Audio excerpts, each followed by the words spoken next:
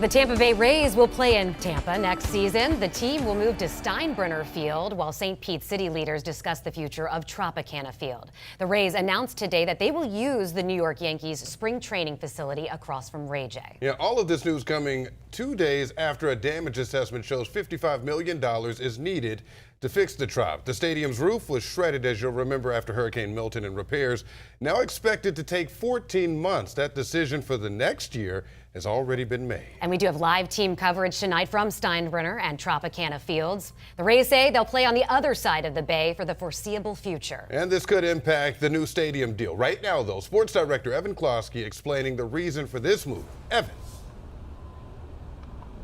Yeah, Frank, I mean, ignoring the politics of everything, this was an easy decision for the Tampa Bay Rays, especially coming across the bridge to a fan base over here that has been asking for professional baseball for quite some time, taking the team from St. Pete to Tampa. Now, there are a multitude of reasons of why the Rays landed on this decision to play at Steinbrenner Field.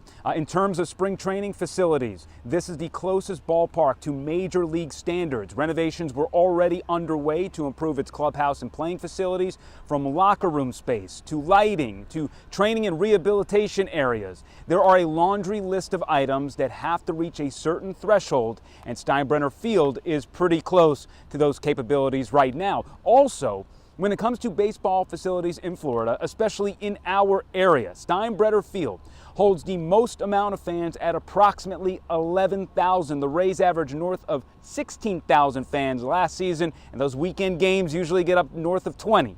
But the Rays won't be hurt as much with attendance playing at Steinbrenner. Needless to say, tickets might be pretty tight for the upcoming season, so the Rays are already asking for fans to join an interest list to get online.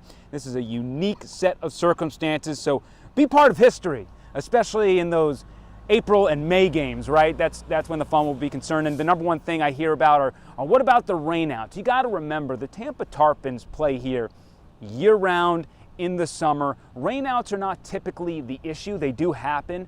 The issue is when we get into the middle of the summer, the players have a tough time doing their on-field workouts before the games, so that will certainly be an adjustment. And a lot of that stuff we'll be able to talk about leading into the new season. But now we got to get into the politics of all of this, and that's where we have Aaron Parsegian, who right now is outside Tropicana Field. And Aaron, a move like this did not make many members there in the city, in the county commission happy.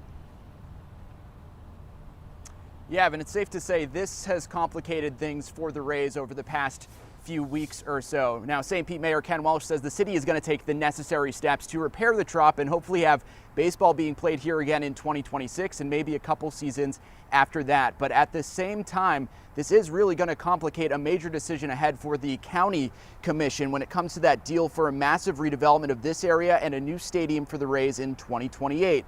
Now, Pinellas County commissioners already delayed a vote on issuing bonds to pay their portion, about $312 million from the hotel bed tax. Some who are already sour on the proposal feel miffed by the decision to play in Tampa next year. Listening to this workshop session earlier today, which happened before the Rays made their announcement. And I'm not going to say, you know, you vote or you play in Dunedin or you play in Clearwater and I'm a yes, but they play in Hillsborough, I'm a no. So that, you know, they can do the math how they want to do the math.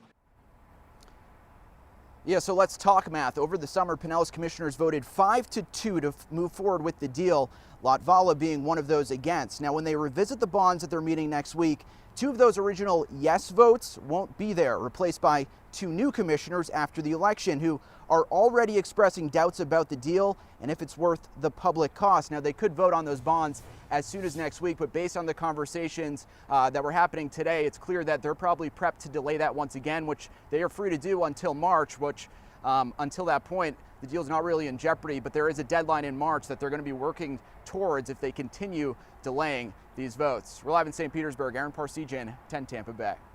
All right, thank you, Aaron. And the Rays Stadium saga has taken yet another turn, and there's plenty to unpack here. We know that. That includes stadium repairs and the deal for a new facility. So you can get the latest on that free 10 Tampa Bay app.